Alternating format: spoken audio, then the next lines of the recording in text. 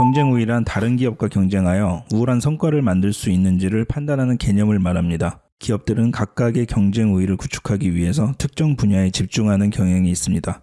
저렴한 노동력이 무기인 기업은 가격 경쟁력으로, 특별한 기술을 보유한 기업은 기술 경쟁력으로, 고객 서비스에 특화된 기업은 서비스 경쟁력으로, 그리고 제조에 자신 있는 기업은 품질 경쟁력으로 각각의 경쟁력을 높이고 타 기업과의 차별화를 도모하였습니다. 지난 100년간 자본주의 체제 내에서 기업들이 구축한 경쟁 우위는 대부분 소비자가 직접 체감할 수 있고 경험할 수 있고 눈으로 볼 수 있다는 공통점이 있었습니다. 그런데 1984년 하버드 대학의 마이클 포터 교수는 전통적인 경쟁 우위 전략과 전혀 다른 새로운 방식의 경쟁 우위 전략을 제시합니다.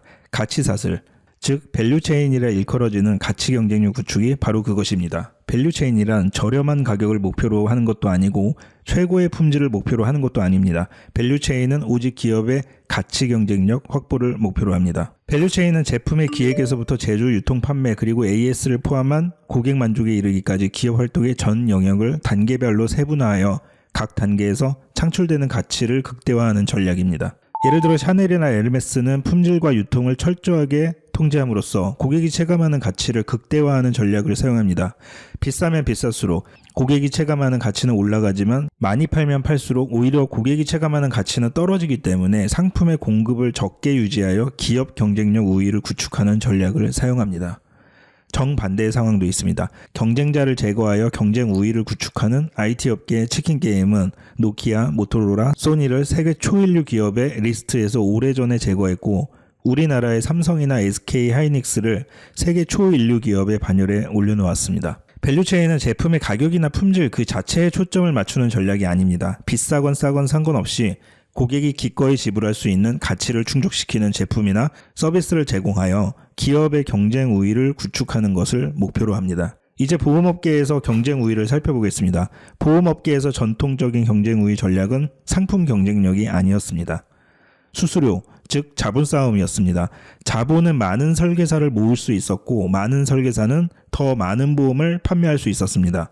자본이 충분한 보험사들은 경쟁사보다 더 많은 시책과 수수료로 치킨 게임을 시작했고 충분한 설계사를 확보한 뒤에는 시책을 없애고 수수료를 낮추는 방식으로 치킨 게임의 손실을 복구했습니다. 결과적으로 보험 설계사는 수수료를 위한 직업이 되어버렸고 효용 가치가 떨어진 설계사들은 여러 GA를 전전하거나 새로운 직업을 찾아야 했습니다.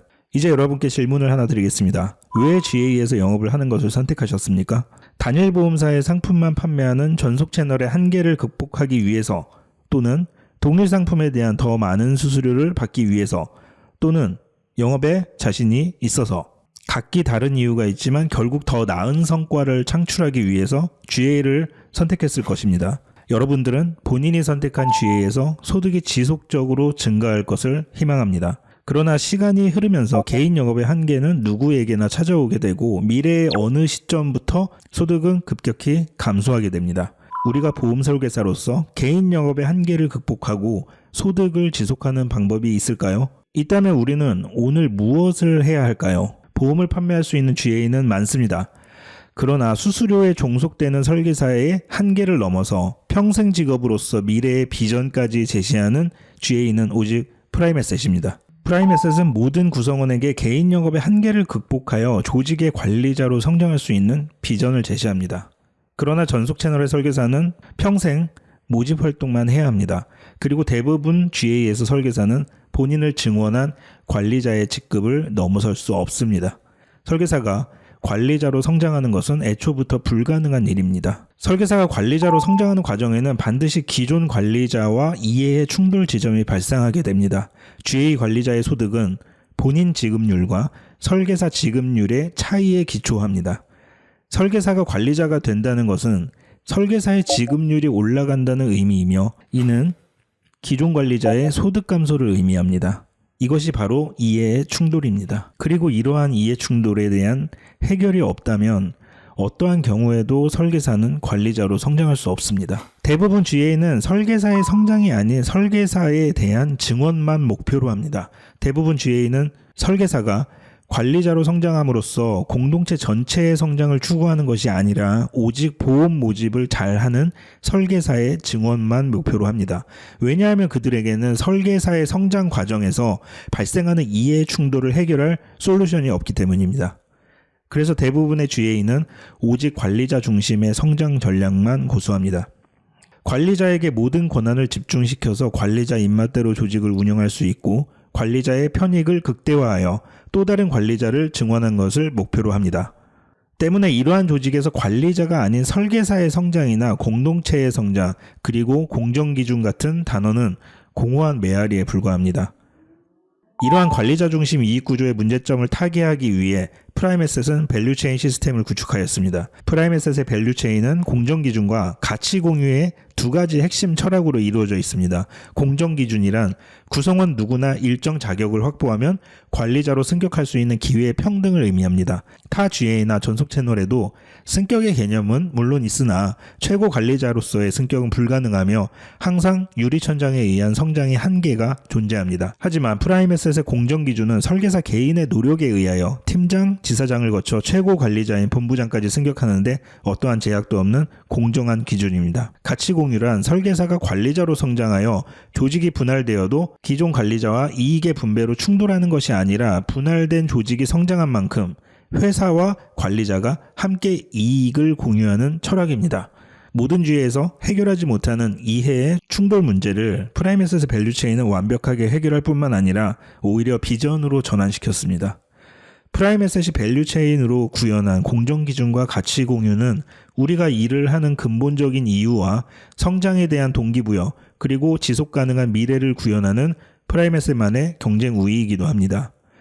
그렇다면 프라임에셋은 공정기준과 가치 공유라는 핵심 철학을 어떻게 밸류체인으로 구축했을까요?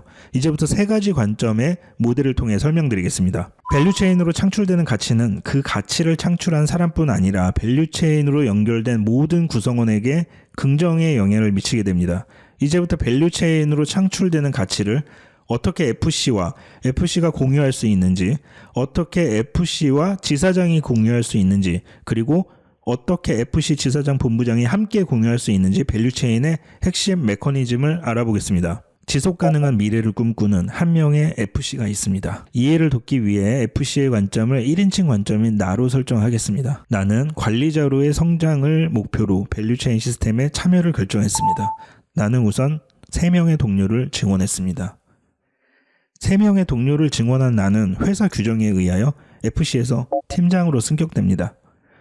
팀장으로 승격한 나에게는 증원 수수료가 발생합니다. 증원 수수료란 지사 소속 FC에 대한 지사장의 전체 관리 수수료 중 내가 직접 증원한 FC에 대한 지사장 관리 수수료를 나와 지사장이 공유하는 제도입니다. 그러나 나의 목적은 증원 수당이 아니라 관리자로의 성장에 있습니다. 그래서 이제부터 밸류체인의 가장 중요한 과정이 시작됩니다.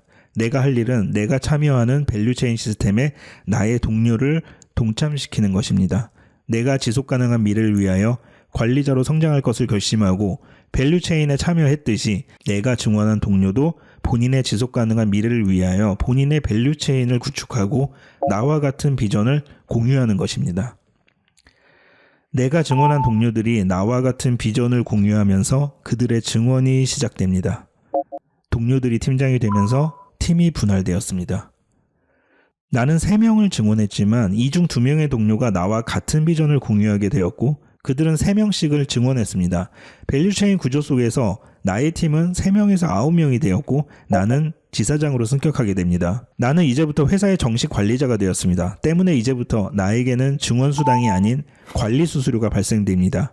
나의 지급률은 90%로 상향되고 지사 소속 전체 FC에 대한 관리 수수료가 발생하면서 나의 소득은 이전보다 훨씬 올라갑니다. 물론 나의 소득 중 일부는 팀장들과 증원 수당으로 공유해야 합니다. 밸류체인의 핵심은 나의 성장에서 끝이 아니라 내가 증원한 동료의 성장이 나에게 끼치는 긍정의 영향입니다.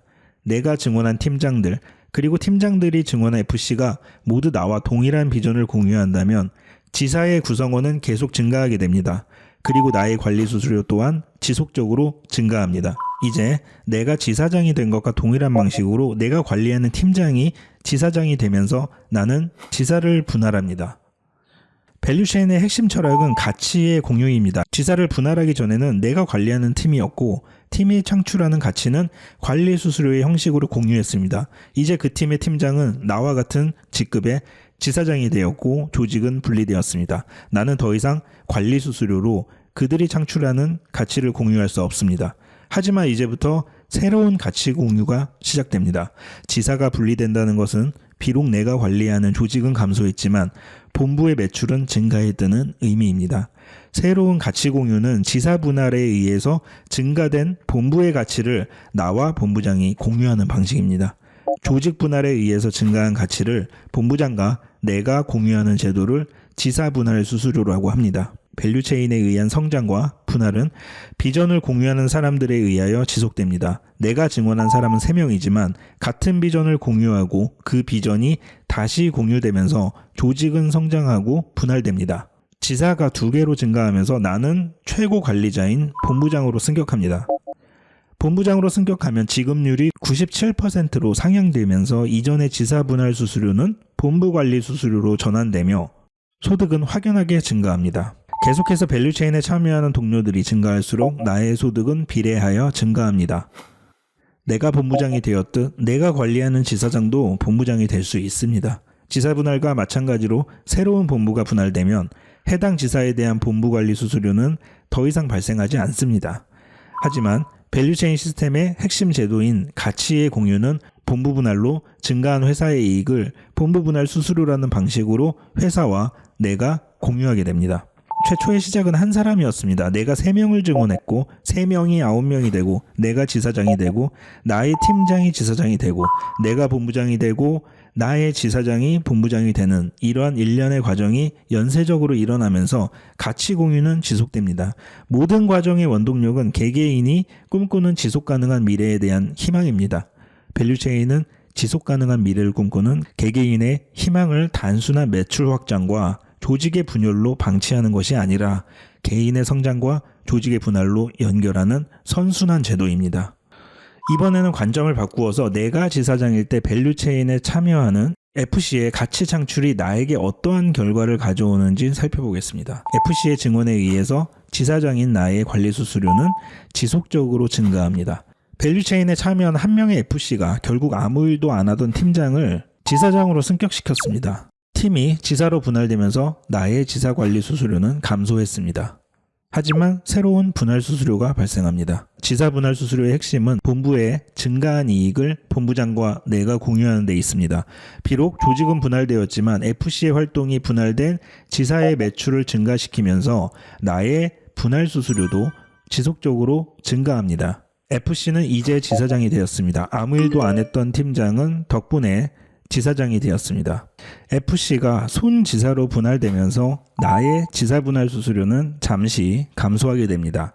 손자지사가 분할되기 전 나의 지사 분할 수수료가 증가했던 것은 순전히 FC의 가치 창출에 의한 것이었습니다. 그리고 FC가 지사장이 되면서 나는 본부장이 되었습니다. 지사장이 된 FC는 그의 동료들과 함께 끊임없이 가치를 창출합니다. 그들이 창출한 가치는 나에게는 본부 관리 수수료의 증가로 돌아옵니다. 이번에는 내가 본부장일 때 FC의 밸류체인 참여가 어떻게 작용하는지를 살펴보겠습니다. FC의 가치 창출은 본부장인 나의 관리 수수료의 증가를 가져옵니다. FC의 가치 창출은 스스로를 팀장으로 승격시킬 뿐 아니라 본인을 증언한 팀장을 지사장으로 만들게 됩니다. FC가 지사장으로 승격하면서 나는 본부를 분할하게 됩니다. FC의 가치 활동으로 증가했던 나의 관리 수수료는 이제 회사와 이익을 공유하는 본부 분할 수수료로 전환됩니다.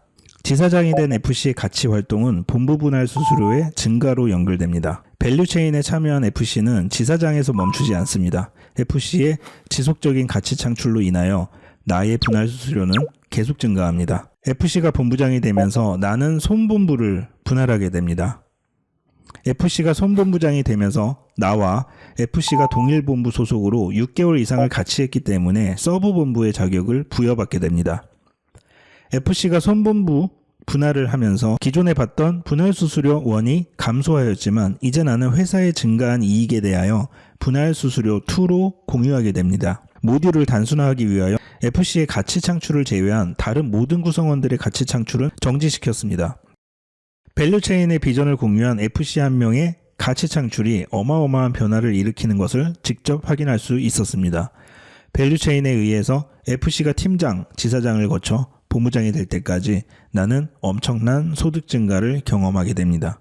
이러한 소득 상승은 손본부로 분할될 때까지 이어지며 다만 손본부일지라도 동일 본부 소속 기간이 6개월 이상이라면 분할수수료 2가 발생하며 나는 밸류체인의 가치 공유의 지속성을 경험하게 됩니다. 대부분의 보험 모집 채널에서 증원은 오직 자기 이익을 위한 증원입니다. 그래서 증원은 종속적 관계를 전제로 합니다. 그러나 프라임에셋은 설계사 단위에 창출된 증원의 가치가 팀, 지사, 본부로 연결되어 부가가치가 점차 증대하게 됩니다. 분할을 통하여 창출된 가치는 회사와 공동체가 함께 공유하면서 성장과 분할의 동기를 지속적으로 부여합니다. 그래서 많은 사람들이 이야기합니다. 밸류체인은 기회의 도약대라고. 결국 프라임에셋의 경쟁 우위는 밸류체인으로 구현하는 지속가능한 미래이며 설계사와 관리자가 동반 성장할 수 있도록 하는 것입니다. 밸류체인 시스템의 본질은 지속가능한 미래 구현에 있습니다. 서울대학교 학생들이 가장 많이 읽은 책 중에 총균세라는 인문학 책이 있습니다. 이 책의 저자인 제레드 다이아몬드 교수는 흔히 성공의 이유를 한 가지 요소에서 찾으려고 하지만 실제 어떤 일에서 성공을 거두려면 먼저 수많은 실패 원인을 피할 수 있어야 한다고 지적합니다. 좋은 기업이라면 적절한 사업 아이템의 개발, 신규 고객 유치, 마케팅, 충분한 자금 조달, 원만한 조직 문화 등 여러 가지 요인들을 갖춰야 하며 이 중 한 가지라도 어긋난다면 지속 가능한 성장은 불가능합니다. 다시 말해서 기업의 성공은 어느 한 가지 요소가 아니라 경영 전반에 걸쳐서 발생할 수 있는 수많은 실패의 원인을 피할 수 있어야 합니다. GA도 마찬가지입니다.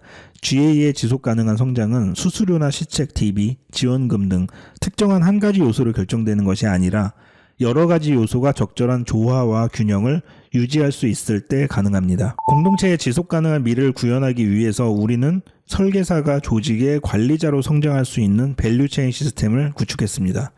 GA의 지속 가능성은 공정성, 투명성, 안정성을 어떻게 구현했는지가 중요한 요소이며 설계사의 성장 의지와 GA의 지속성이 함께 융합될 때에만 공동체의 지속 가능한 미래를 만들 수 있습니다. 이제 우리의 지속 가능한 미래를 만들기 위해서 우리를 행동으로 이끄는 가장 중요한 요소는 무엇일까요?